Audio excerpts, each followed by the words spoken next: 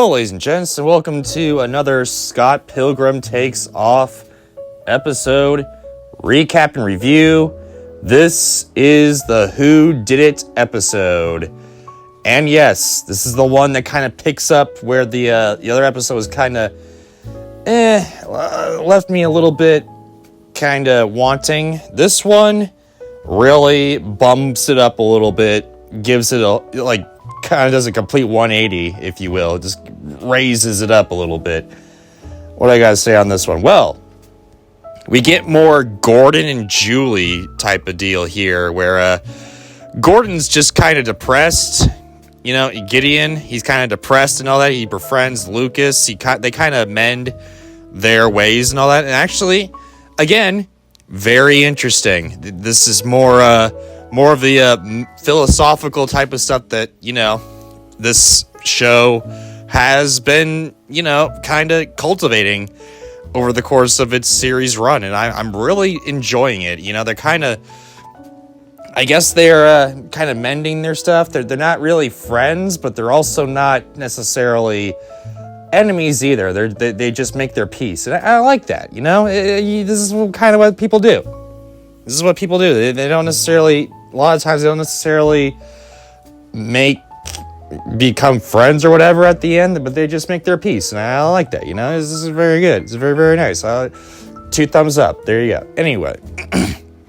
So Ramona confronts Julie about Gideon and all that, and then we figure out, Gideon's not necessarily the one that did it. So we find out it's the twins. It's the twins that, now, the thing is, this is the most convoluted, weirdest thing ever, where they make a robot, the twins make a robot that is vegan and uses vegan powers and sucks Scott Pilgrim into the future, and that's just... Oh my gosh, that's chef's kiss. Chef's kiss right there. That's so creative. It works. It absolutely works, I gotta say. Good going there. Honestly, if they put that in the comic, that would not be out of place. They really... I would not have suspected that. Let's put it that way. But anyway, absolutely gold.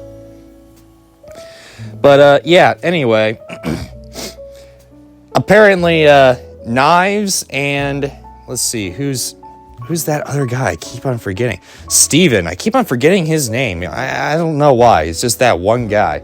Anyway, Steven and Knives have slowly becoming, kind of fast friends. Clearly platonic. No romantic interest whatsoever, which I gotta say, nice touch. Very nice. Guys and gals can be friends, and it shows with this. And, once Scott is out of Knives' kind of periphery there, Knives is kind of a musical genius almost. She kind of, starts to really gain her footing on life. And I gotta say, it's a nice touch. They even convinced Matthew to, instead of,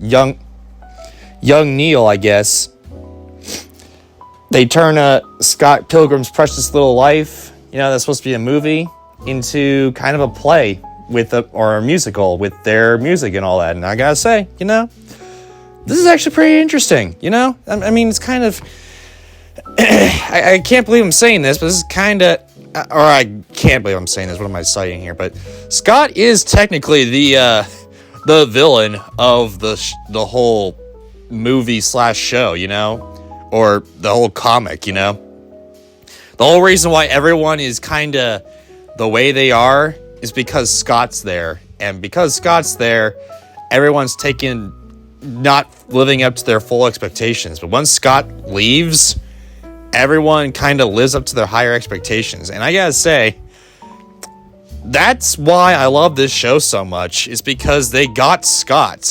Scott sucks. if you watch the movie, it's very, I mean, the whole,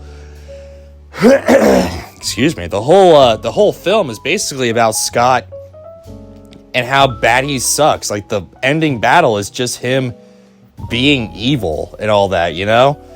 And he doesn't get the gal at the end. He doesn't get anything at the end because he just sucks. But he learns a lesson that he does suck. He needs to change. And that's kind of what this show kind of explores, like how bad Scott sucks. And I gotta say, I really enjoy that.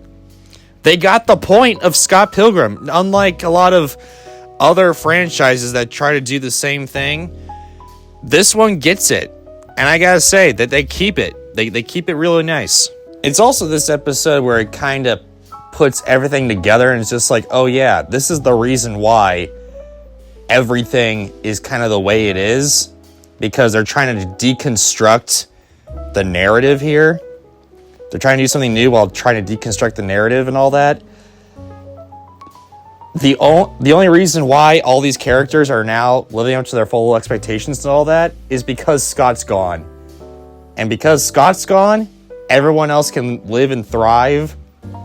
And you take Scott out of the thing here and kind of give him a shaking, like a slap on the face there for a couple times, and you just realize, oh yeah, he needs to wake up. And he does. As we'll see later on in the episode, actually. But yeah, honestly, very, very well done. This is kind of where you kind of see if you're a very efficient and exponential film reviewer, such as myself, at least I tried to, I don't want to be, high up, my britches up high or whatever, but you've seen a lot of stuff like I have. You kind of start to put the pieces together here, and you start to say, oh, wait, there we go. That's how it's going, And I gotta say, this episode is where it's at for me. But anyway, we also find out that young Neil did not write the script, and it's actually written by someone 14 years in the future or something like that. And yeah, we find out Scott, oh yeah, he's back. At the very end, he's back. And who killed Scott? But it's Scott. And we're going to go into the final 2 episodes here. And I gotta say, these, I'm liking what this show's cooking now. It's did a complete 180 in my opinion. I don't know what happened in the previous episode, but this one, nice. We got back to where it really started and all that. And you gotta say, I have, even through the worst episode and all that, I did not skip that theme song, man. I gotta just watch it all. I watched the theme song throughout, did not skip it through this entire show, this entire viewing. I cannot believe I'm saying that, because normally I would, but yeah, it is just, the theme song's so good. Oh man, I might just have to put it in my, I'm doing like a TV theme song tier list also on top of everything else, but I'm thinking might just have to put that in this tier list here, I don't know. Oh, it's so good. But anyway though, guys, excuse me.